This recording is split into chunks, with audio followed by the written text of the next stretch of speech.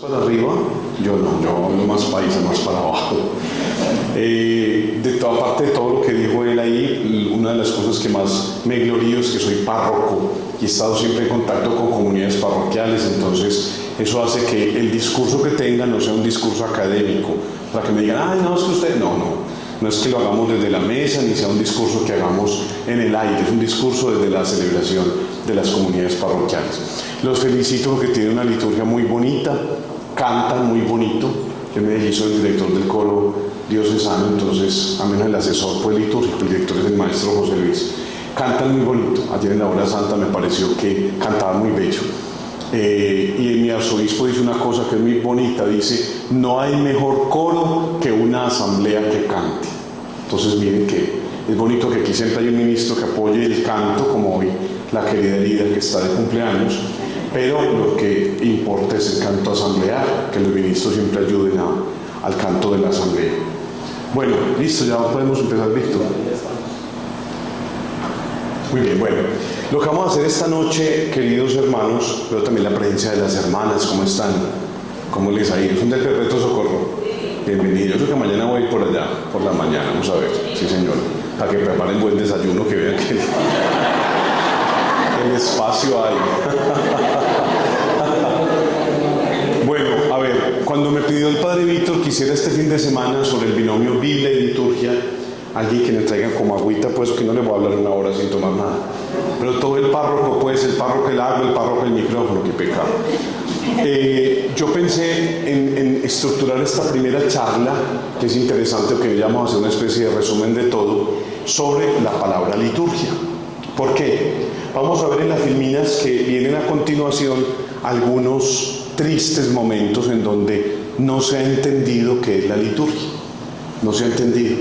Yo no veo detrás de estas filminas que vamos a ver como una especie de error por el error. Veo sacerdotes, sobre todo algunos, la gran mayoría son sacerdotes, que están buscando con un afán pastoral, pues de educar, de evangelizar, de llevar el reino, como decíamos ahora en misa, a las comunidades, pero tal vez no de la manera que deben, porque tal vez debajo de lo que piensan o de lo que hacen no hay una buena definición de liturgia. A ver, si yo les preguntara qué es liturgia, ¿qué me dijeron? A ver, me levantan la mano y me dicen qué es la liturgia. Todo acto público. Todo acto público, todo acto público. ¿Quién más? A ver, ¿qué es liturgia? Ese conjunto de ritos, oraciones, etc. Ritos y oraciones, etc. Ritos, oraciones, etc. Tendríamos tres partes. ¿Qué otra cosa sería liturgia? A ver. ¿Qué es la lectura de la palabra? La lectura de la palabra de Dios. Toda ceremonia que se prepara con alabanza a Dios, la forma en que se hace un rito, eso es una parte ritual. Celebración de la alabanza, de la gloria, una parte ritual. ¿Y las tres partes de la Santa Misa? ¿Cómo? Las tres partes de la Santa Misa. Las tres partes de la Santa Misa. ¿Qué más? La celebración de la palabra. La celebración de la palabra. ¿Quién más? Es lo que recuerda las actividades cristianas. Las actividades cristianas. Bueno, no están lejos del reino todos, pero vamos a llegar a una conclusión muy grande y muy bonita al finalizar esta charla. Miren, ahí tienen un subtítulo, y es el cardenal Robert Sarah, que era nuestro director de los liturgos en el mundo hasta hace unos años, un cardenal africano muy espiritual. Me llamó la atención porque en el periódico italiano L'Osservatore Romano, que es el editorial, es el periódico del Vaticano, dijo esto en junio del 2015 en una entrevista: la liturgia es la acción silenciosa del corazón. Llama la atención porque lo que ustedes han dicho es verdad. Y miren que lo aparecible, lo aparente de la liturgia son ritos, son ceremonias, es pararse, es sentarse, es acostarse, es incensar, es celebrar, es hablar, es cantar, es orar. Y entonces, ¿por qué habla de la acción silenciosa del corazón? Les voy a poner un ejemplo claro. Vamos a llegar luego a la definición de liturgia con estas filminas y la iglesia. Miren, yo canto en la Catedral de Medellín. Entonces el arzobispo me dice eso, no cante cosas raras, sino cantos de la gente, porque no hay mejor coro que una asamblea que cante. Entonces tengo, muchas veces cada mes, llevan a los discapacitados, sobre todo del oído, ¿no? O también del habla. Entonces los colocan aquí, a este lado con un speaker. Y aquí estaría como la gente, podríamos llamar entre comillas, normal. La catedral pues que es muy grande y va mucha gente. Entonces empezamos el canto normal. Juntos cantando la alegría. Y miren, este lado de acá que podrían cantar, me están mirando como... ¿Cuándo acabará este gordo de cantar tanto? A ver si esto no se demora tanto. Y este lado, que supuestamente no se les oiría nada, con el speaker están todos. Entonces uno se pregunta, aquí en esta tarde, ¿quién está celebrando liturgia? Y a estos no se les está oyendo una sola palabra. Entonces de entrada les digo una cosa muy bella, los que hablaron todos tienen razón, me impresionó inclusive la parte de la hermenéutica griega, porque la liturgia en los griegos era un acto público o el servicio público de un empleado o del rey o del senado para la gente. Pero en el cristianismo la liturgia es siempre, oigan pues que no les va a olvidar ya nunca jamás, la celebración de la Pascua del Señor. ¿Qué es la liturgia? Más fuerte con todos los de afuera. ¿Qué es la liturgia? Y esa celebración de la Pascua del Señor, que es el, atención, único objeto de la liturgia, así sea la fiesta del Perpetuo Socorro, de la Virgen de Altagracia, siempre de la Pascua del Señor, puede ser por ritos y por oraciones, dice la Sacrosanctum Concilium, que es la carta magna de la liturgia, 4 de diciembre del 63. Pero esa liturgia requiere corazón, requiere disposición, requiere obediencia, requiere decir sí. Ya Cristo dio su sí, por eso estamos ofreciendo su sacrificio que es perfecto, su obediencia, su religiosidad, su Pascua, su muerte, su resurrección, pero falta el nuestro. Entonces muchas veces yo podría estar en la celebración y haciendo ritos y ceremonias, parándome, acostándome y levantándome y comulgando, y yo por dentro, vestido se apagaría la olla que teníamos ahora en el... ¿Y los niños qué estarán haciendo? Si estarán en la casa de la abuela, yo dónde fue que los dejé, y nuestro corazón en otro lugar, y en otro lugar, y en otro lugar. A mí me gusta mucho ver desde la sede la expresión de la gente durante la liturgia de la palabra, que es a veces el único pequeño banquete de la palabra que nos sirve el Señor y que tomamos, porque a veces la Biblia en casa no la leemos y nuestra atención es totalmente desorientada. Miramos, estamos a veces sin estar. O los desafíos que nos presenta la palabra en la liturgia, estamos lejos de cumplir. Entonces me gustaba esta definición de la celebración de la liturgia como alianza del corazón, porque al final lo que quiere el Señor en la celebración es hacer alianza con nosotros, enamorarnos, y que yo después de la celebración le diga sí, quiero, sí estoy dispuesto. Entonces es interesante porque lo que han dicho es verdad. Son ritos, son oraciones, aquí vamos a ver ornamentos y vestiduras y posturas, pero con un corazón que diga no, Dios muchas veces tiene poco que hacer, porque Él cuenta con nuestra libertad. Entonces vamos a empezar este recorrido. Dale, Padre Víctor. Bueno, miren este caso. Qué pecado esos padres. Miren, este caso fue en Filipinas, para que vean que esta corrupción va tocando como los 5 continentes. Los de allá atrás sí ven alguna cosa, más o menos, ¿cierto? Bueno, estaba un padre en la homilía montado en una patineta de lujo, la que vayan viendo ahí. Esta misa de la patineta de lujo fue en una misa de Navidad. Entonces él en la homilía se montó en la patineta y salió por toda la iglesia en la patineta de lujo. Y las patinetas son carísimas. Voy a hablar al padre de San Ramón, no compraba una patineta, ¿sabes? Miren un poquito ahí los que pueden ver la sorpresa de la gente. La gente está como, algunos es como se va a caer este gordo, otros están como aterrados. Bueno, lastimosamente esta escena fue antes del Congreso Eucarístico de Filipinas.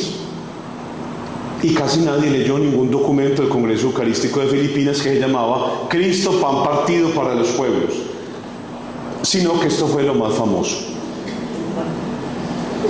Entonces, miren que aquí hay mucho presidente de asamblea. Es tan grave el asunto de la homilía, que es este primer dato, hoy en día, que el Papa Francisco, preocupado, tuvo que sacar un documento llamado Directorio Homilético en el 2014. Esto fue un año después, o sea que este padre estaba poniendo en práctica todos los ejercicios del directorio. No estaba escuchando nada porque ni lo había leído. Entonces miren lo que sucedió, porque yo no sé, la misa de Navidad, voy a hablar de muchas cosas, de historia, que tengo 3 días y 3 charlas de 3 horas. Entonces, la misa de Navidad es una misa tardía en la iglesia, tardía, no fue una misa que celebramos al principio. ¿Qué celebraba la iglesia al principio, no más? A ver, presidentes de asamblea, estudiantes, ¿qué celebraba en la Biblia la iglesia al principio, no más, como única festividad?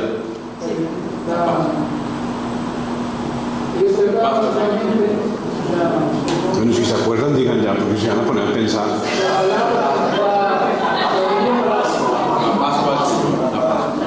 Pero ¿cómo celebraban la Pascua? Obviamente la Pascua, pero ¿cómo la celebraban? ¿Cuándo?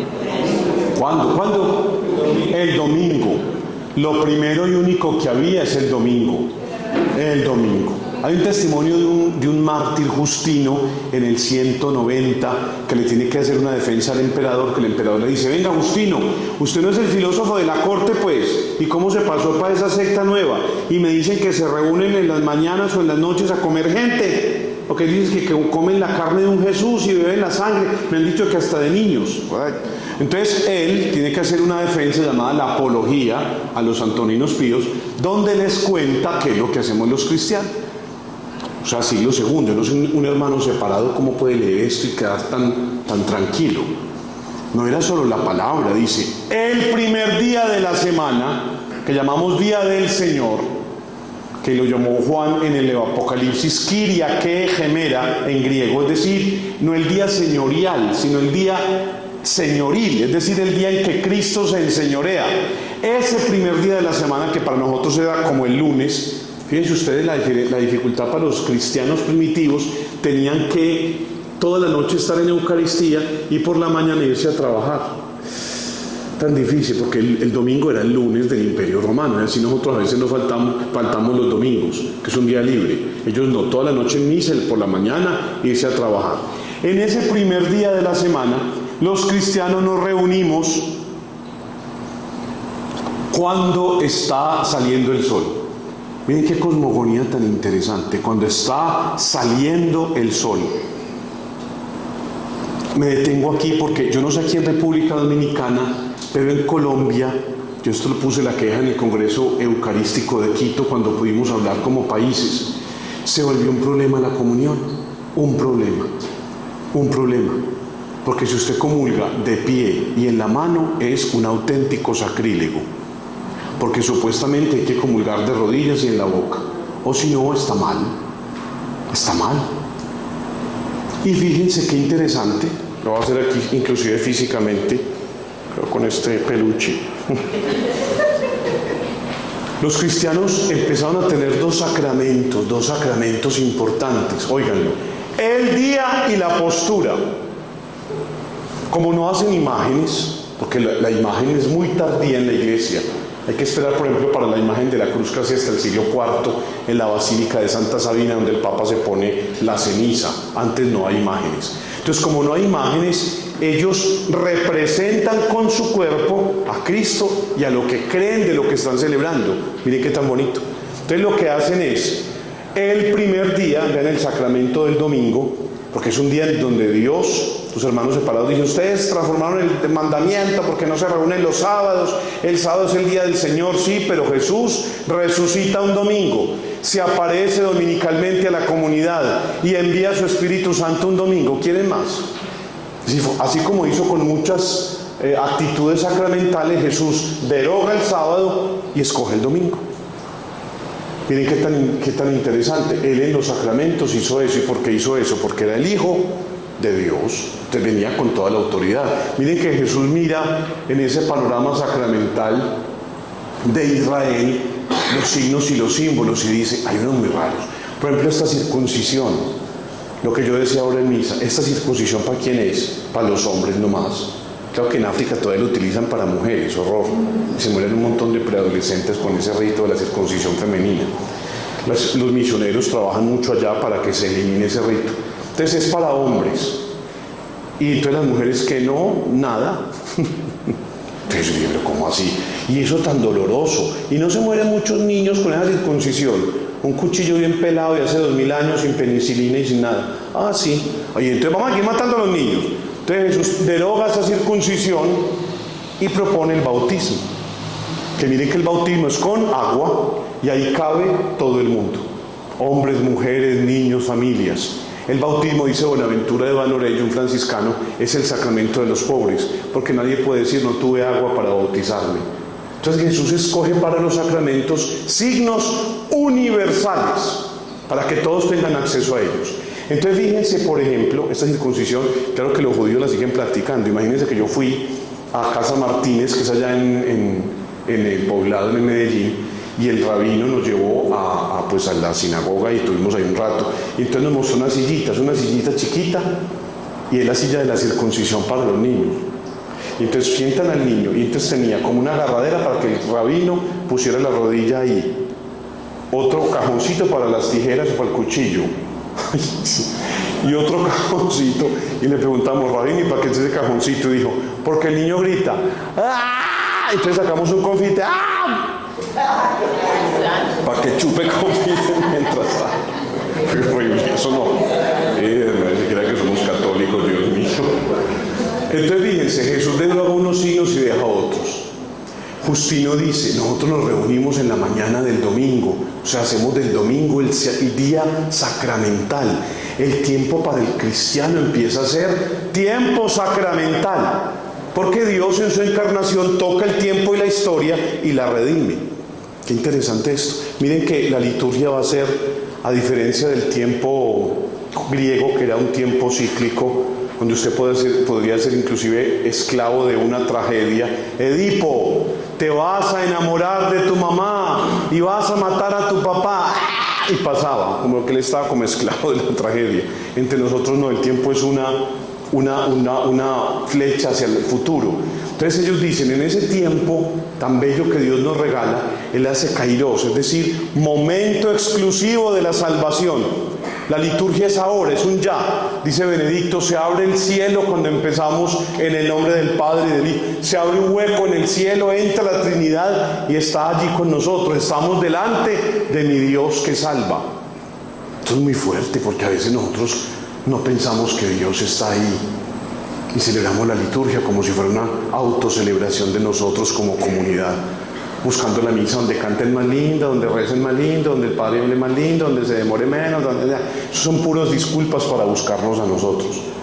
Porque si entendiéramos que en la misa del sacerdote más anciano entra Dios con la misma fuerza del sacerdote joven, estaríamos buscando a mi Dios, adorando a mi Dios. Alguien dijo ahora, la liturgia es un rato de glorificación, de adoración, de contemplación de mi Dios.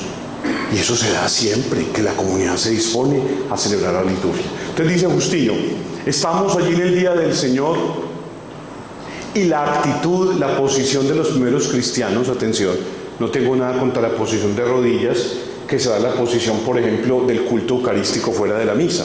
Será de rodillas, estamos adorando. Estamos de pie. ¿Y por qué están de pie? Porque mire lo que sucede. Dios desciende en la liturgia, desciende. Te toma, te atrapa y te levanta hacia el cielo. O sea, en la liturgia empieza nuestra propia resurrección. Lo que hace la palabra, la Eucaristía, es que me empieza a levantar hacia la gloria. Es una cosa muy grande. Y uno acostado, arrodillado. No le dirían a uno, levántate, Elías, come, sal, que hay mucho trabajo por hacer.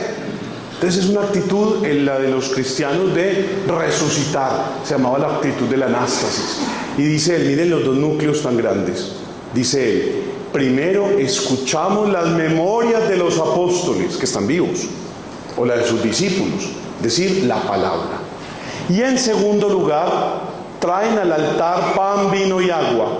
El presidente eucaristiza los dones. Miren que ya utiliza la palabra eucaristén, que es dar gracias. La Eucaristía es solo una acción de gracia. Solo una acción de gracias. Es sacrificial porque actualiza el misterio de la muerte del Señor, pero es sobre todo un misterio de dar gracias. Por eso Justino, Ignacio, Didache, los grandes padres la llamaron Eucaristía, con la misma frase con que el griego decía, doy gracias. Es un momento para darle gracias a mi Dios. Biofilia, para amar la vida, para agradecer lo que tenemos, para hacer memorial de todo lo que Dios nos ha regalado. Y uno sale de la misa, doña Ofelia, ¿cómo está? Ay, mamá, ve con esta pata toda hinchada. Entonces esta que como que gracia está dando. Entonces mire, dice a él, dos bloques. Memoria de los apóstoles y luego el presidente eucaristiza los dones. Comulgamos. Y miren que ya entienden que es una cosa distinta al mero pan. Porque dice, llevamos de este pan eucaristizado a los que no han venido, a los pobres, a los enfermos. Si fuera un pan normal, que se lo compren en la panadería, no, aquí no. Es un pan diferente, es un pan de presencia, es un pan significativo. La comunidad entiende que empieza a ser el símbolo autodonante del Mesías. ¡Ah, qué belleza! Hablar de mi Dios es muy bueno, ¿cierto? Entonces, miren qué pasa aquí, en este momento tan bello de la homilía. A ver, aunque me detenga aquí un rato. Esto no dura en otros días, ¿sí o qué? ¿Puedo volver?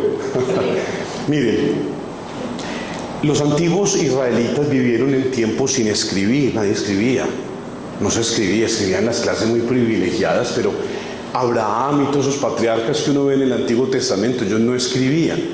Entonces, ¿cómo hacían pactos o cómo hacían alianzas? ¿Cómo se ponían de acuerdo para decir, usted me deja sacar agua de este pozo y yo le dejo estas reses para que usted alimente su tribu? Lo hacían por medio de claves de alianza. Mira, esto es para que entendamos la importancia, ese es el centro de este encuentro, Biblia y liturgia. Las claves de alianza eran, se ponían los dos que iban a participar de la alianza. Usted deja que mis vacas pasten en este territorio, me da toda esta manga para que ellas pasten y usted me regala sal que no tenemos. Ah, bueno. Entonces, ¿qué hacen? Primero se sientan y se conocen. Yo soy soy patriarca, todo eso que le dijo ahora Víctor de mí, toda esa chorrera. Y quiero esto con la alianza. Es decir, ponen las condiciones. Atención pues para que entendamos luego el dinamismo tan bello de la palabra. Y hace lo mismo el otro que está en alianza. Entonces se ponen las condiciones, se conocen. Y luego, cuando terminan la alianza, pueden hacer un signo o alguna cosa. Aprendíamos con los padres de Biblia que se usa mucho la sal para sellar esa alianza. ¿Saben cuál era el signo con el cual se sellaba la alianza? Como no había documentos, acuérdense cómo era importante para ustedes, los papás de ustedes, cuando no se manejaba tanto documento en notarías como hoy. ¿Qué importaba? La palabra. La palabra, una palabra empeñada de un hombre. Si el hombre incumplía la palabra, no tenía honor ni tenía nada. No era digno de tenerse en cuenta, porque falló a la palabra que me dijo. La palabra es la persona misma. ¿Saben que cuando ustedes les pasaban la propaganda de este evento les decían la palabra cuerpo de Cristo? La palabra en una alianza no es simplemente algo que sale de mí, sino que si yo hablo con sinceridad, la palabra soy yo, me representa a mí, soy yo. Allá llegaremos un poco en el núcleo de mañana. Entonces se conocían y miren qué maravilla. ¿Saben cómo se sellaba la alianza? Comiendo. Tomaban una víctima, hacían tal vez un sacrificio si eran personas de fe, le ofrecían a Yahvé y comían. ¿Por qué comían? Porque el comer sellaba la alianza. ¿Por qué? Porque si yo como con usted el mismo animal o el mismo alimento, quedé unido con usted para siempre. Miren por qué la Eucaristía se denomina comunión. Lastimosamente nosotros tenemos, entiéndanme con esto, hostias, porque son separadas, aquí muy pequeñas, muy. separadas, pero la primitiva comunidad cristiana comió del único pan. Entonces, al comer el mismo animal, el mismo pan, las mismas codornices, beber la misma agua del mismo pozo, yo me hago uno con usted, con una alianza indestructible. ¿Cómo se va a romper esa alianza si ya somos uno? Entonces, miren qué sucede tan lindo en la liturgia de la palabra. Ustedes hacen unos actos iniciales, canto de entrada, la procesión, el acto penitencial, el Señor ten piedad, el gloria, la oración colecta que nos dispone, y nos sentamos. Y empiezan las cláusulas de la alianza. Dios se presenta. ¿Y cómo se presenta? Con la palabra. Los momentos en los cuales yo en esa palabra hablo o canto son momentos para decir, sí, estoy de acuerdo. Por ejemplo, el Salmo, miren el Salmo lo que hace. La primera lectura es Dios que se presenta. Miren esa hermosura de lectura de Timoteo que estamos haciendo estos días. Pablo dándole recomendaciones a un presbítero, un obispo joven para que cuide la comunidad, ¿no? Le da recomendaciones muy bellas que nos caen a todos nosotros. Entonces Dios se presenta en esa primera lectura. Dice la ordenación, hay silencio, que a veces casi nunca se hace. Y después se hace el Salmo. Entonces el Salmo con su belleza, cantaré eternamente tus misericordias, Señor. Digamos eso. Cantaré eternamente tus misericordias, Señor. El Salmo siempre debería ser cantado, siempre, al menos la respuesta. ¿Qué lo cantan al menos los domingos? Eso. Siempre, porque el Salmo es un himno. Es un himno, es un himno, es como que yo me parara a cantar el himno de Colombia, oh gloria, inmarcesible, oh júbilo inmortal, no es el de República Dominicana, me lo aprenderé para la próxima charla. Es un himno, debe ser cantado siempre. O leído por una persona que tenga acento musical, es decir, que lo declame. Para mí se me acuerda, mi por tu bondad, por tu inmensa compasión, por tu corazón, ¿es qué? Cuando el salmista le está imprimiendo a eso todo el dinamismo de la penitencia. Misericordia, oh Dios, por tu bondad, por tu inmensa compasión, borra mi culpa. Y luego también, no podían leerlo siempre otra persona, porque para que no se vea que es una especie de cola de la primera. Y dos, cantado sobre todo los domingos, todo, o al menos la respuesta. Entonces miren lo que pasó en el Salmo. El Salmo fue, nos prepusieron la primera parte de la alianza, y nosotros con el Salmo rumiamos esa palabra y decimos, sí queremos. ¡Qué hermosura! Un profesor mío valenciano decía que hágase de cuenta que la Eucaristía fuera un eterno matrimonio de un novio que todo le está diciendo, ¿me quieres? Si quieres. ¡Qué belleza! Inclusive decía, las procesiones de la misa, miren que es entrada, ofertorio, la procesión de la comunión, es siempre Cristo que está aquí mirando a la iglesia, y viene en la entrada, viene en el ofertorio, viene en la comunión, como un eterno novio esperando a la esposa. Entonces es Dios siempre preguntándote. Por eso inclusive en la comunión hacen la última pregunta, te han dicho toda la misa si quieres, te hacen levantar, parar, cantar, arrodillarte, rezar, pero Dios quiere estar cierto que si quieres, cuerpo de Cristo, o quien dice ¿quieres? Y yo debo decir amén. No es Dios le pague Padre, ni gracias, ni no sé qué, no, amén, amén, amén. Y hay que decirlo. Y antes de comulgar, vamos a ver. No es cabeza, sí, no es cabeza, no es. Hay una señora en mi parroquia que empezó a comulgar y es que. Y yo, ¿y para qué toda esa maroma? La maroma la hizo ya el Señor, no bajó pues de la cruz, del cielo, se murió en la cruz. La maroma, la obra ya la hizo Él. ¿Usted qué hace? ¡Qué tontería! Imaginen ustedes que en la pandemia, hermanas, ustedes tuvieron problemas allá en el colegio. En la pandemia la gente entonces que no querían en la mano. Y les dije, en la mano, porque en la boca nos transmitimos el virus. Y me dijo una señora, que lo transmitan, para eso usted está desordenado, muérase. Así me dijo. Yo, maldición de cura, muerte segura. Es que muérase. Entonces, como entonces dije, no, en la mano, que nos van a transmitir el germen. Entonces empezaron a llegar en la mano con un pañuelito. eucarístico, como bordadito ahí chiquitico, como cuadradito. Y yo no lo voy a dar con ese ¿y quién les va a lavar después de ese pañuelito? No es que cada forma, no señora. A la mano se puede lamber, pero ese pañuelito ¿qué? Para después lavarlo con los calzones suyos, no señora. No. Sin pañuelito. Entonces, como dije sin pañuelito, llegó una con una cucharita eucarística. Era una cucharita como con una custodiecita y yo me quedé. Yo miré las del lado y yo no sé si aquí hay eso, pero en Colombia sí era muy famoso, nosotros nos perseguían para que nos tomaran. ¿Quién trajo la emulsión de Scott para darle esta? El aceite de hígado de bacalao.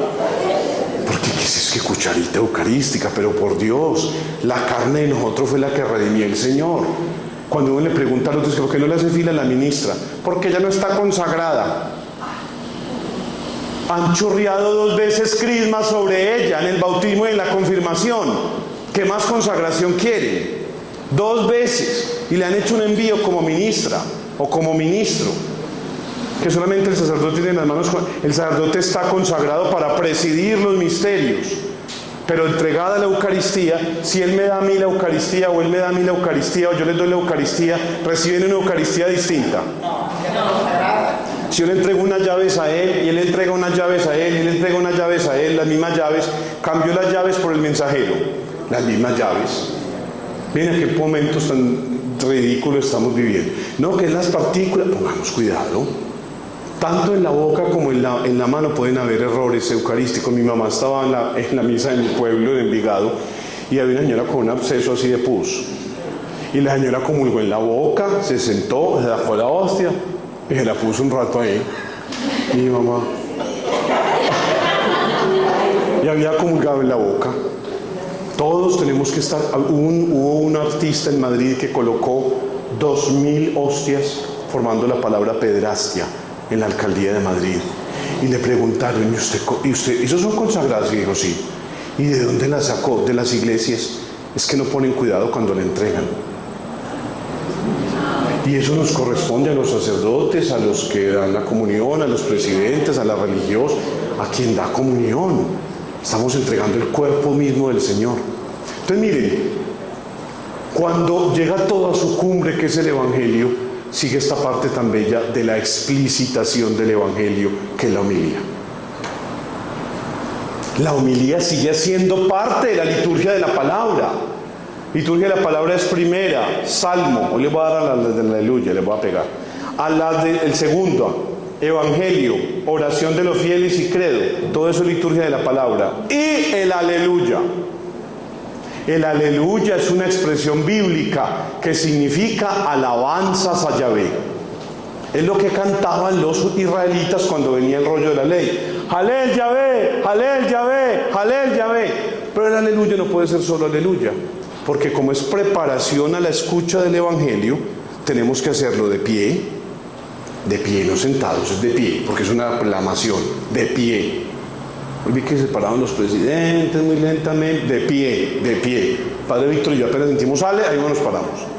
Pero no se debe hacer sin versículo, porque el versículo aleluyático debe ser también palabra de Dios. Y debe hacerse para hacer completo el aleluya. ¿Cómo les parece que una del coro de la diócesis de Medellín fue a una parroquia y se montó el cantor en la misa de la Navidad de las 12 del día? Es que no vamos a cantar todos. Dios hizo la vaca, con ella la leche, hizo el dulce leche, todo lo hizo bien, por eso hay que cantar aleluya, aleluya, que es una canción de Piero. ¿Cuántas misas habrá ido Piero en su vida? La del entierro, que lo pararon ahí, lo acostaron ahí. No es cualquier cantico que diga aleluya, es aleluya, versículo bíblico de aleluya. Ese es el aleluya, es un rito, no es un cantico, es un rito con el cual la comunidad se dispone a escuchar la palabra. Entonces, ¿qué hace la homilía?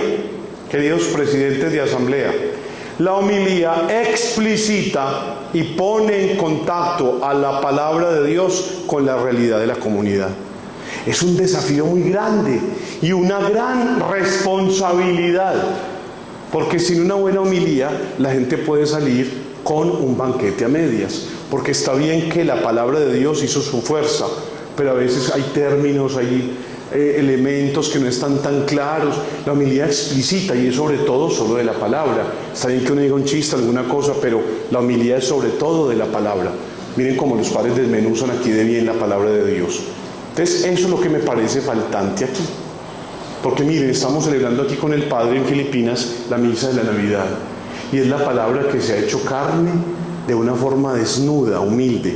Benedicto decía, nosotros hemos arrollado mucho la Navidad y es un Dios que nace en una pesebrera en medio del estiércol de unos animales. Entonces es un acto de pobreza última de Dios. Y nosotros montamos una patineta de $15,000. No creo que dé bien la imagen. No creo. Y no hay necesidad. Miren, yo en esta noche no estoy usando ningún medio como raro y estamos hablando acerca de mi Dios. Y el corazón se calienta cuando hablan en la Escritura. Entonces, miren, después de cada filmina voy a pasar una de magisterio, pongámosla a Víctor. Vean lo que les digo, el Papa Francisco, pásala por favor. Qué pecado el padre suerte, ¿qué le pasó al padre de la patineta? Lo suspendieron un mes. Ay, qué pecado. Sí, los obispos dijeron, tal vez no está entendiendo el don tan grande que Dios le ha puesto en sus manos. Entonces un mes para que se vaya a pensar sobre la Eucaristía. Que se quedó la patineta ahí firme. Bueno, léeme el capítulo, léeme tú ahí en voz alta, que yo no veo eso. El Papa dio varios documentos acerca de la homilía. Dio Directorio Homilético 2014 y Evangelii Gaudium. Estos numerales son sobre la homilía. Por favor, presidentes de la Asamblea, se los leyeron todos. Y ojalá haga examen sobre eso. Directorio Homilético y la Evangelii Gaudium con estos numerales. Prepárense, los de aquí y los de por ahí. Muy bien. Homilía, un acto de culto. La homilía es un retomar ese diálogo que ya está entablado entre el Señor y su pueblo.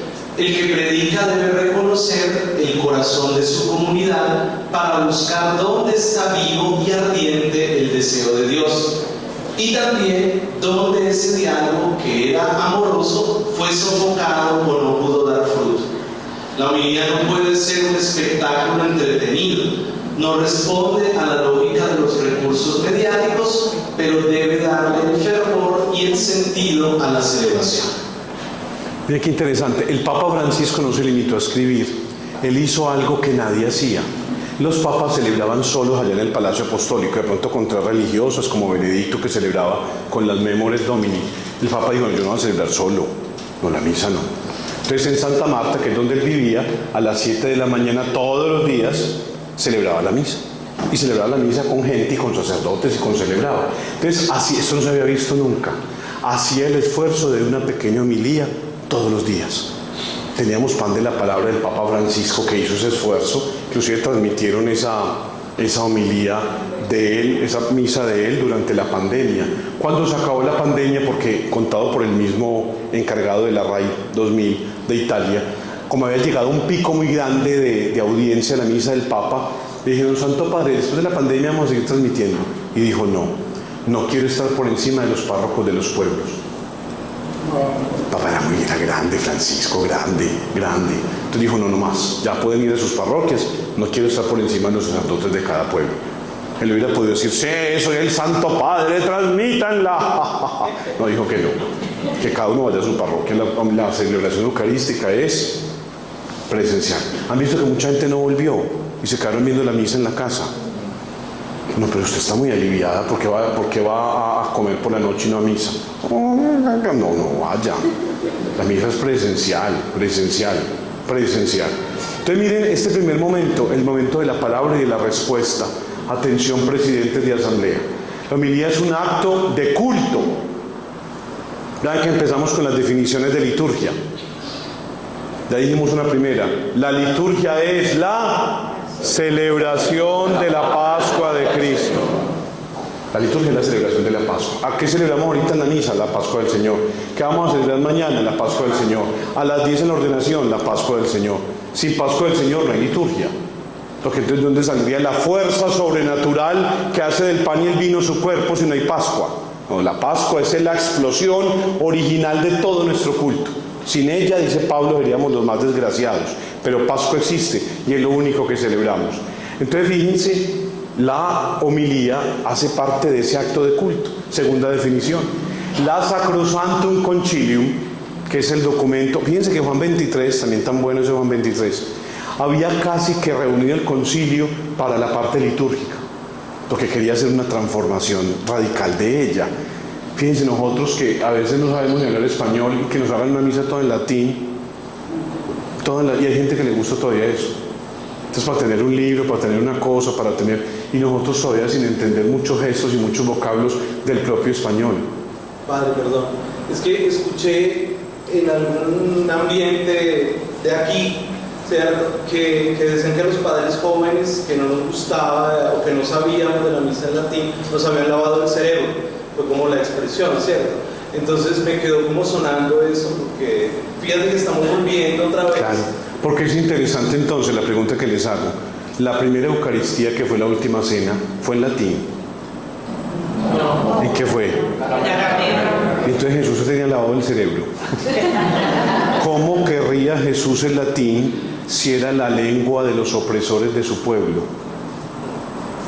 Hay una escena, voy Padre Gustavo, hay una escena muy bonita de la pasión de Mel Gibson, cuando ese Jesús todo amoretado por los golpes, voltea y le dice Pilato en su lengua que si es rey, y él le dice que sí, y le dice no sé qué hay la verdad, y dice Jesús y qué es la verdad, y se lo dice en latín, pero de resto Jesús hablaba arameo. O sea, si fuéramos a buscar la tradicionalidad o el tradicionalismo, tendríamos que hablar en arameo. Yo pienso que la lengua vernácula, así se dice, lengua vernácula en la liturgia. Una vez puse en un examen de liturgia en Medellín, ¿cuál ha sido uno de los mayores desafíos del Vaticano II y de sus logros? Y puso un alumno, que nos dejan hablar en lengua cavernícola. Yo, vernácula, esa. Muchachos de Dios, miren qué garantía la que tenemos de que Dios se exprese en nuestra lengua. Miren lo que pasó en Babel. En Babel nadie se volvió a entender por el pecado porque estaban en una torre oprimiendo. Es una metáfora del Génesis para hablar de aquellos imperios, Sumerio, Acadio, Babilonia, Egipto. Ayer los reyes estaban viendo las pirámides, que se construyeron grandes monumentos sobre la esclavitud y sobre la violencia contra otras personas. Entonces el Génesis habla de eso, por eso se enredaron las lenguas. Pero hoy podemos celebrar la liturgia en nuestra propia lengua. ¿No les parece una grandeza muy bella? Para volver a lenguas que tal vez pues son muy preciosas, son precisas. Me encanta el latín, lo canto, pero por ejemplo en la Catedral de Medellín, cuando cantamos un canto latino, al frente la traducción. Porque si no, entonces ¿a qué Dios le estamos hablando? Dios habla nuestra lengua. Miren, al contrario de Babel, lo que pasó en Pentecostés. Los discípulos que hablaban arameo salen a la terraza y todo el mundo les entiende y dicen, habían de todas las razas. ¿Por qué empiezan a hablar la lengua del Espíritu? Es una especie de metáfora de los hechos para decir, la iglesia comenzó a hablar el lenguaje del amor, que es un lenguaje fraterno y universal. Pero la grandeza de esto, vean, les cuento anécdota. Fui a Dinamarca, cuando estaba en el estudio en Roma, que allá vivía un compañero mío que estaba trabajando allá, él era danés, casado con una venezolana. Cuando me ven estos venezolanos que llevaban tantos años en Dinamarca, lo primero que me dijeron era cómo están y cómo allá. Padre, ¿nos puede celebrar en español? Y yo, claro. Entonces el domingo, porque el párroco no nos permitió la iglesia, Dios lo tenga en su santa gloria, pero antes a fuego eterno un poquito. Sí, claro, algo de fuego tiene que haber vivido. No nos dejó, le pedí permiso, entonces nos prestó un centro, pues nos dio el permiso de celebrar en un salón de la parroquia, de una de la unidad. Ustedes no saben esa comunidad latinoamericana que era tan grande y tanta, cuando sintieron en el nombre del Padre y del Hijo, y empezamos a hacer todos alabaré, porque era un Dios expresándose en su lengua. Pero ¿cómo va a ser lavado de cerebro un Dios que toca la realidad de cada cultura? No, somos muy raros. Al contrario, un Padre no sabe lo que significa para nosotros volver a rezar con usted en español. Es una gracia muy grande. Padre Gustavo. ¿Es adecuado que el presidente de la celebración delegue la homilía a otro? Porque, mucha gente que democratiza y que todo el mundo... Sí, como todo el mundo habla y todo el mundo... Muy bien, Padre, la pregunta, que es uno de los grandes cánceres de la homilía hoy en día. En Medellín fue una señora de la delegación de liturgia: padre, ¿cómo le parece que mi párroco no predica?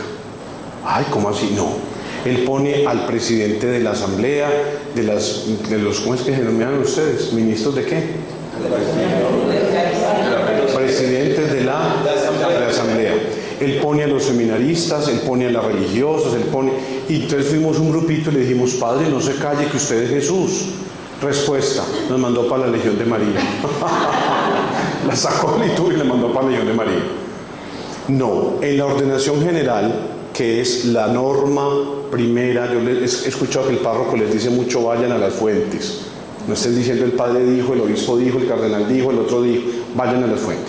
La ordenación, que es la institución para celebrar la Eucaristía, hoy en día dice, el numeral 66, que está prohibido predicar al laico si está presente el presbítero. ¿Por qué? Porque no estamos jugando. El presbítero o el diácono han recibido, lo dijo ayer Timoteo, una profecía y la imposición de las manos, el don del Espíritu Santo, para conducir la comunidad. Cuando el presidente de asamblea va a su asamblea, a su capilla, ha sido enviado por quien orienta a la comunidad en el Espíritu. Por eso el Espíritu Santo lo asistirá a él allá en su ministerio. Y dice Padre Gustavo que inclusive cuando estamos nosotros, que hay concelebraciones, dice: ojalá que predique el que preside. Dice: puede el otro presbítero o el obispo con hábito coral o un diácono predicar, puede. Cuando la iglesia dice puede, es que... porque fíjense ustedes que el banquete de la misa es grande y es doble. El que preside orienta y sirve la palabra, y luego confecciona y sirve el pan. ¿No sería muy extraño, que lo he visto también en estos casos, que el presidente de la asamblea consagre con la plegaria eucarística y para la comunión se siente y mande gente a dar comunión? No, el pan hay que servirlo. Así como serví el evangelio, sirvo una homilía, que yo le digo mucho a los padres, ahora les digo a los presidentes: una homilía no es una clase. No tienen que decir términos en latín y en griego.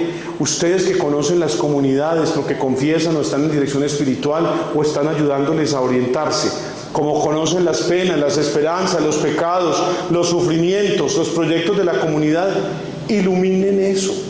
No tiene que ser una clase rara. Entonces iluminen. El Espíritu del Señor hablará por ustedes. No es que el Señor lo dijo en su palabra: no teman, ya no hablarán ustedes, el Espíritu del Padre hablará. Entonces miren que esto ya se va a acabar. Y primera filmina. No, esto no. Vengan, porque dice, vean, les cuento dos cosas muy importantes que me enseñó Nelson Medina. Nelson Medina es un gran dominico de Colombia, es bogotano creo, no sé, o de Chiquinquirá. Es un dominico muy bueno y tiene mucha presencia en las redes, Nelson Medina. Entonces me descontó Nelson Medina, ¿verdad? Para que digan: no, yo no tengo fe, no, yo no tengo WhatsApp, no, a meterse en las redes y a evangelizar con las redes. No es a salirse. Es que eso es malo que usted quién sabe que se mete, pero tiene que tener. Imagina a Pablo hoy en día sin WhatsApp o sin Facebook o sin redes para poder evangelizar ahí. Entonces dijo Nelson Medina: vea, porque Nelson hace la reflexión diaria del evangelio. Y dijo: me escribió un pelado de Finlandia. En Finlandia son tan ateos que unos catecúmenos fueron al museo religioso de Finlandia, había una custodia y decía: instrumento donde los cristianos decían que se podía poner a Dios.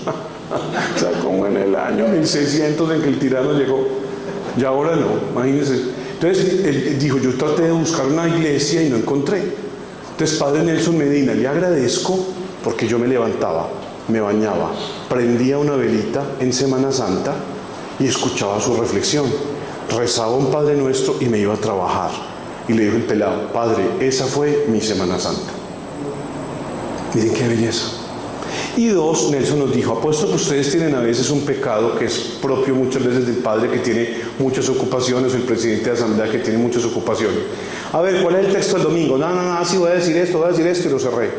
Y dije: Nelson, acabaste de matar el proceso de la palabra en ti. Porque la palabra tiene que sembrarse primero en quien va a ser sembrador. ¿Cómo va a ir un sembrador sin semillas? Entonces, ¿qué va a sembrar? No, no, no. El presidente de una comunidad de base, el presidente de asamblea, el presbítero que van a predicar, primero permitan que la palabra se siembre en ellos, en uno. Abre el corazón y diga, ¿qué me dice a mí esta palabra? ¿Qué sería bonito para mi comunidad? ¿Qué heridas de la comunidad, dice el Papa, puedo ayudar a cerrar y a curar? ¿Qué procesos discipulares de mi comunidad se han detenido para que yo siembre? Es una responsabilidad muy grande. Hay que llegar a ella con temor y temblor, pero con la asistencia del Espíritu. No son ustedes los que hablan, es el Espíritu de mi Padre quien habla. Entonces miren qué interesante, esta abrebocas de esta noche para decirnos, la palabra de Dios es la estructura fundante de toda la celebración litúrgica.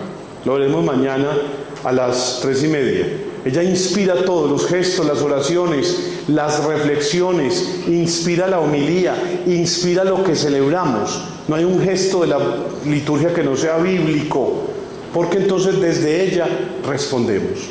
Las posturas, los gestos, los cantos, el silencio. Lo veremos el domingo en Desiderio Desiderable. El Papa dijo, sin silencio no hay diálogo. Entonces, ¿cómo hace Dios para hablar? El silencio, todo lo que yo hago en la Eucaristía responde a un Dios que en primer lugar se reveló, se manifestó, se mostró y que a través de la liturgia de la palabra me pregunta, ¿quieres? Entonces, a ver, yo quiero también que se levanten las manos para que me aprovechen y pregunten muchas cosas, que es interesante también suscitar el diálogo. No se siembra la palabra de Dios, la palabra del Señor, cuando el diácono lee el Evangelio. Claro. No queda sembrada para que pueda predicarlo, aunque el celebrante, aunque quien preside los hombres. Todo eso se parte incluso del proceso de la palabra. Le cuento una cosa litúrgica y luego una anécdota. Primero, en la ordenación dice que hay una procesión con la palabra, el evangeliario, la traen al ambón. Hoy en día también podría ser un leccionario. En Colombia tenemos ahora una edición del leccionario muy bella que sacaron para todo el país con unas tapas muy bonitas, muy bien adecuadas. Entonces miren la belleza. Se pone la palabra, hay velas y hay incienso, ¿no? Y el diácono no dice, el Señor esté con ustedes. Dice, lo hace con las manos cerradas. Porque no está saludando, como se hizo al inicio o al principio de la plegaria, sino que está constatando. Dominus vobiscum. Es el Señor está con ustedes, está. ¿Y a dónde está? En la palabra. No tanto en el libro es una mediación sacramental, pero está en la palabra, dice la Sacrosantum. Cuando se lee la palabra, es Cristo el que habla. Pero le recuerdo que la palabra no está solo en el Evangelio, sino en todo gesto litúrgico. Ejemplo, estábamos en un encuentro de estos, pero con sacerdotes. Yo estaba comiendo la media mañana. Le he sacado al párroco media mañana y algo que es una costumbre muy paisa, que es comer a media mañana y comer a la tarde. Ustedes no hacen eso en República Dominicana. Nosotros sí. Nosotros desde las 12 del almuerzo hasta las 6 de la tarde la comida. A las 4 estamos algo o mordemos la gente. Sí. Me dices, estamos en República, yo, pero mi estómago es antioqueño, así que algo. Le saqué un croissant por allí en la panadería. Estos paisas como tragan. Y yo, ¿quién se inventó la media 9? Ustedes los rolos. Entonces fíjense, me estaba comiendo en la media mañana, más de ver un pan ahí que han puesto con café, cuando llega un padre. Padre, es que le quiero preguntar algo. Oh, no puedo preguntarme ahora. Padre, es que vea cuando... Tanto drama, ¿sí? Mire, padre, cuando sacan la palabra en procesión, a mí no me gusta sacarla cuando hacer la palabra. No, entonces ¿cuándo? Perdón, no al inicio como pide la liturgia, sino cuando sale la palabra. Y le dije yo, ¿y por qué? Pues porque ese momento es cuando se va a leer. Entonces sería el momento de la siembra. Y le dije yo, sí, porque la iglesia dice que si se va a sacar el evangeliario, aquí veo que lo tienen en la parroquia, se saque desde el inicio. Entonces me dice, no, a mí no me gusta porque es cuando empiece la palabra. Y le dije yo, bueno, padre, si puse la arepa en el suelo y el café, bueno. ¿Cómo empieza la misa? Entonces se rió, jajaja, yo, ¿cómo empieza? Entonces, en el nombre del Padre, y del Hijo, y del Espíritu Santo, amén. Le dije yo, ¿usted de dónde saca que Dios se llama Padre, Hijo y Espíritu Santo? De la Biblia. Entonces ahí entendió que toda la misa es bíblica y que si encontramos en la misa cristiana un elemento no bíblico, lo hay que sacarlo. Tanto que esa fue, les cuento, parte de la poda que hizo el Vaticano II. Dicen que la misa tradicional es la de Trento, la misa tradicional es la de ahora, porque sobre todo cuando hay grupos pequeños, una Eucaristía celebrada con el rito actual, hágase de cuenta la de Jesús con sus discípulos. El Vaticano II quitó cosas muy bellas, que no estamos diciendo que no, la misa tridentina es una especie de monumento estético a mi Dios, bella, bella, bella, bella en toda su estructura, en sus colores, en su lengua, pero algunos elementos no correspondían a la veracidad bíblica. La Iglesia, con la autoridad que tiene de ser la esposa, lo sacó. Pero la siembra a la cual usted se refiere es toda la misa. Toda. Porque entonces algún elemento que no esté en la misa no es bíblico. ¿Cuál? El pan, el vino, el agua, la asamblea, la palabra, los gestos, las oraciones, los saludos, el tomar el pan, el tomar el vino, el comulgar. Todo eso está en la palabra. Entonces la siembra es toda la misa. Y frente a la siembra le cuento una anécdota muy bonita. Nosotros en español no lo sentimos, pero en latín dicen, terminada la primera lectura, el lector, verbum dam, deo gratias. En cambio, para diferenciarla del Evangelio, se canta en latín, verbum domini. Y mírenme la mano con lo que se responde, que se debía responder cantado. Laus tibi Christe. Eso se responde. Pareciera como el Espíritu Santo aleteando o la palabra sembrándose. Hay que estar atentos a toda la misa porque toda ella siembra. Y de ella, inclusive la gran siembra que es Cristo en nuestro vientre. Aquí no ha pasado, yo espero que nunca pase, pero hay gente que en Medellín comulgan y se van para el sagrario y se quedan en el sagrario.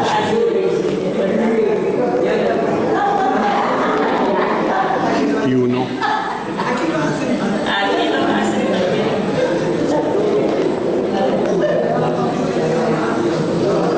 Entonces, dos preguntas de cara a esa actitud. Primera, ¿cómo buscas sagrarios si te has convertido en un sagrario? Eso es lo que ha hecho. Lo grave de la Eucaristía es eso, que nos transforma en el sagrario, para que nosotros demos Eucaristía al mundo. Ese es el desafío. Y segundo, es una comida.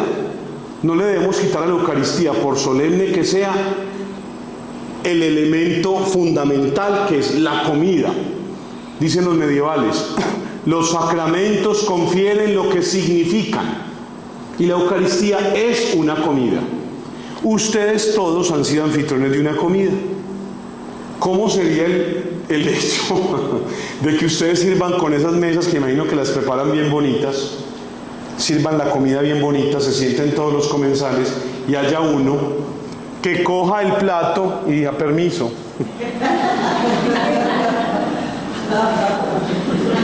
Y ustedes, Martín, pero venga, estamos aquí comiendo. Martín, ¿qué ha hecho la Eucaristía? El milagro de la Eucaristía es que nos hizo uno. Dejamos de ser muchos, dejamos de ser varios para convertirnos en uno. Por eso, dice la ordenación, los gestos post-eucarísticos tienen que ser vitales. Es más importante, escúchenme cantores, el canto después de comulgar que el de que estamos comulgando. Porque el que estamos comulgando estamos comiendo, ¿no? En cambio dice la ordenación, siéntense. ¿Y cómo van a hacer vida ese misterio que ha llegado hasta sus vientres? Hagan silencio. Y después canten juntos un canto que todos puedan cantar. Hoy cantaron un bellísimo Gracias. Qué voz tan linda la de la cumpleañera, ¿no? Y dice, ese canto lo deben cantar todos, para que ese canto muestre lo que ha ocurrido. ¿Qué ha ocurrido? Dejamos de ser muchos y nos hemos convertido en un solo cuerpo, con Cristo como cabeza. Qué realidad tan grande, ¿no? grande, grande, uno no alcanzaría nunca a dimensionar. Entonces toda la Eucaristía se convierte en una absoluta siembra, hasta llegar a la gran siembra, que es el cuerpo de Cristo sembrado en mí. Por eso fíjense, ustedes que son tan marianos aquí en República Dominicana, la misa de la Virgen, hermanos, ustedes que son del Perpetuo Socorro, el ordinario de la misa de la Virgen tiene la bellísima antífona de comunión: dichoso el vientre de María la Virgen, mereció llevar al Hijo del Eterno Padre. ¿Por qué la ponen? Para alabar a la Virgen, para bendecirla también, pero para decirle: el milagro que ocurrió en el vientre de María está ocurriendo en usted en la Eucaristía. Pasa que la fe nuestra a veces es incapaz de entender el proceso, pero el Espíritu Santo que fecundó la entraña de María y el Verbo que tomó posesión de ella lo poseen a usted en la misa. Y nosotros, ay, Jesús nos juzgará, pero que hay una palabra que se nos dice. Una pregunta más. A ver, ahorita salió alguien aquí a... Repítela porque no escuchan la pregunta. ¿Y cuál era? No, la que hagan. Ah, la que hagan. Siempre he tenido una inquietud, cada vez que estuve sirviendo, y cuando venía siempre a la misa, antes de servir, noto que muchas personas, lo primero que debemos hacer, es lo que yo entiendo, desde que llegamos a la iglesia, es conectarnos inmediatamente con la iglesia, conectarnos con la homilía del día, de lo que se va a decir.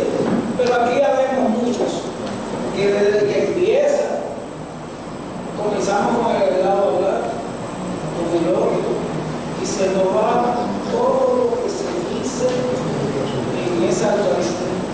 Y entonces, hay otra cosa que sucede también, que se duerme. Y yo digo, qué pecado. yo me lo pregunto. O sea que están muy cansados, ¿no? Y yo digo, Pecado. ¿a qué viene? Y Teresita tuvo esa misma tentación y pecado, porque imagínense una religiosa ya con tuberculosis levantarse a las 2 de la mañana para oficio de lectura en un Carmelo en medio del frío del invierno. Entonces ella con esa capita y eso que se ponían, a veces se quedaba dormida. Y ella se confesaba hasta que dijo: yo soy boba. ¿Cómo es la cara de la mamá cuando se arrima a la cuna de su hijo recién nacido?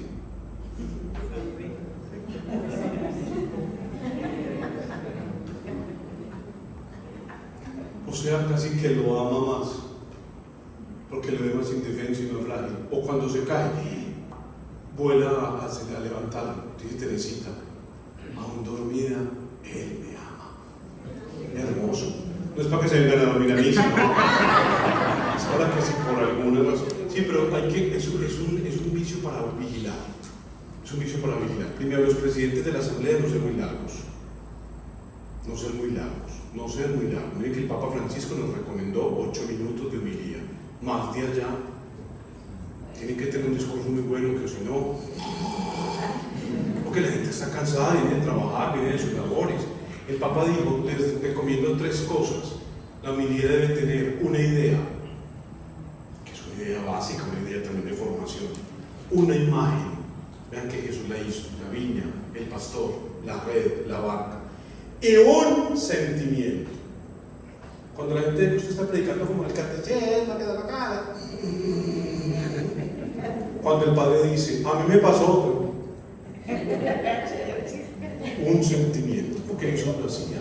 Jesús siempre tenía una imagen clara del lado, una idea también muy fuerte del reino y un sentimiento, porque hablaba del corazón. No hablaba como un profesor, hablaba como un pastor. Entonces era siempre, frente a lo que tú dices que es disipación, será siempre un esfuerzo del creyente de estar en contacto. Y les pido el favor, ahora que estamos en Biblia y liturgia, ya no se puede decir por ningún momento que yo puedo venir a la Eucaristía desinformado. Uno necesita poner por la mañana lecturas de hoy y salen, santo de hoy y salen, oraciones de hoy y salen. ¿Cómo va a llegar a mirar cómo está la verdad que es? No, ya no. Háganme el favor y vienen dispuestos. Es como cuando uno venía a la clase y el profesor: le voy a preguntarlo en la clase pasada. No, trate de llevar un poco el ritmo del curso. y a la misa no vengan así como esparpajados. Comer de rico no, yo lo hago entre comillas. Yo no me duermo sin leer el Evangelio de mañana. No me duermo, porque entonces eso permite, siembra, que el Evangelio también trabaje en la noche. Dios tiene no pedir, claro, porque Él es dueño de mí, Él me va trabajando y me levanto ya con esa Eucaristía en la cabeza. Claro, permitan que el trabajo, mire lo que dicen los salmos que rezamos en completas. En paz me acuesto, enseguida me duermo, tú solo Señor me hace vivir tranquilo. O sea, el creyente se duerme en el Señor, no se duerme, se duerme en el Señor. Última pregunta de esta noche. Yo participé, Padre Juan, en una Eucaristía de un colegio, para hablarle así, y el padre puso a leer el Evangelio al esposo de la dueña del colegio. Y sigue vivo.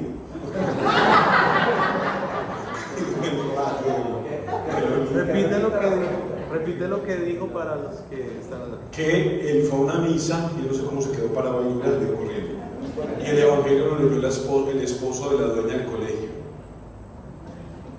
A ver, esto me lo decía el mismo señor Ricardo Tobol, mi arzobispo, que son muy buen liturgos, los padres lo conocen. Cuando él llegó, entonces es que la misa de los niños, en la catedral que no cae la infancia misionera, y salía el niño.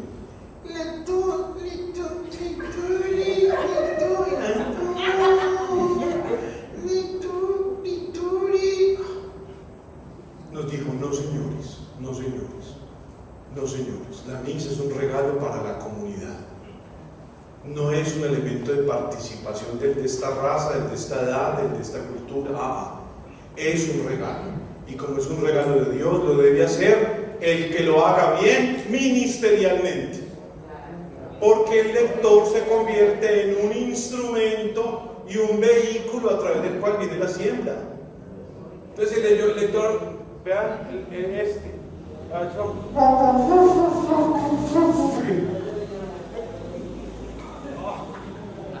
No, señores, no, señores. Entonces, miren, es tan sagrada la liturgia, es tan sagrada la palabra, que el Espíritu suscita canales para formarnos y enviarnos. Por favor, yo he tenido esto en las parroquias. El lector que lea mal, sálgase. Sálgase. Es como que alguien dirija el canto y se ha destemplado. Todos somos como... Uno como, ay, voy a levantar con esta paz, que dicha, el encuentro con el Señor. Voy para la Eucaristía. ¡Vamos! ¡Cantando al Señor! Si eso pasa con el que canta y se pone el micrófono, el lector más, porque es un texto sagrado el que lee. Entonces dice la ordenación, que haya lectores preparados. Lectores preparados significa que hablen bien, que estudien, que oren la palabra, que la mediten, que la profundicen, que hagan lección divina.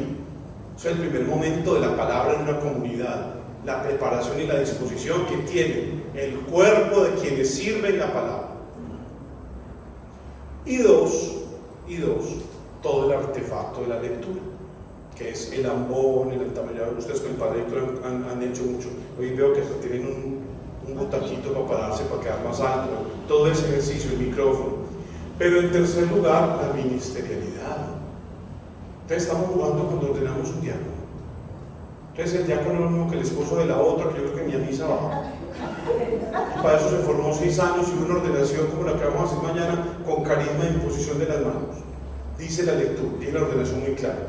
Cuando no haya ministros idóneos para la lectura, que las lecturas las haga el sacerdote.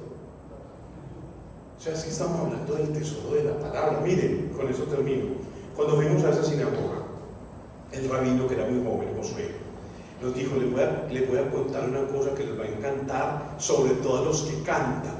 Y me miró, porque dijo, el respeto a la palabra de los judíos y a su tradición no era simplemente tener el texto y el rollo. Ese era el primer momento. Lo segundo era que la palabra nunca se leía, siempre se cantilaba. La iglesia lo hizo durante mucho tiempo. En principio era el verbo era lo cantilaba. Nosotros ahora lo leemos. Dice, entonces miren lo que les voy a decir, la melodía, porque entonces tradición sería transmitir el texto, transmisión sería transmitir la música, la melodía con la cual voy a cantar hoy este texto de Isaías, la oyó Jesús de Nazaret. Jesús mío. Y otros a veces cantando cualquier cosa, cuando los cantos deben ser también inspirados en la palabra. Y luego miren el respeto del pueblo judío por la palabra, por el texto, para nosotros hacerla y presentarla de cualquier manera, ¿no? Sientan lectores, presidentes de la asamblea, sacerdotes. Cuando la palabra se lee, es Cristo quien habla. Cuánta responsabilidad tener en mi boca la palabra del Señor. Y atención, la vida. Entonces la gente me oye leer. Palabra de Dios te la damos, Señor. Este es aquel libro, es muy chismoso. Se baja el lector. Ese viejito no bebe mucho, trago. Al final, en las comunidades primitivas cristianas, como los apóstoles estaban vivos, la palabra eran ellos.